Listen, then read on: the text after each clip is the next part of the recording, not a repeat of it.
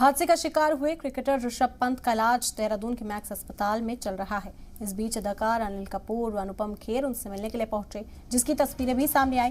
News agency NI के हवाले से जारी रिपोर्ट में ये जानकारी मिली। ऋषभ पंत से मिलने के बाद अनिल कपूर और अनुपम खेर ने मीडिया से बातचीत की और उन्होंने बताया कि हम ऋषभ पंत से मिले, उनकी माताजी से भी मिले और लोगों से ये अपील करते हैं कि उनके जल्द सेहतयाब होने की दुआएं करें। तो आपको बता दें कि अनिल कपूर और अनुपम खेर ऋषभ पंत से मुलाकात करने के लिए पहुंचे थे।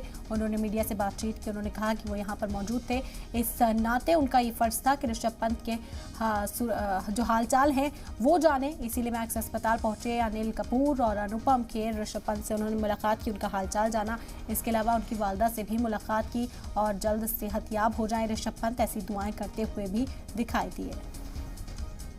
साहब यहाँ आए हुए थे तो हमारा उत्तरदायित्व बना कि हम पता लगा कि ऋषभ की हॉस्पिटल में है, तो एज कॉमन नागरिक मैं और अनिल साहब उनको देखने आए, उनकी माताजी से मिले। He is much better, his spirits are very high और सबकी दुआएं, पूरे हिंदुस्तान की दुआएं उनके साथ हैं।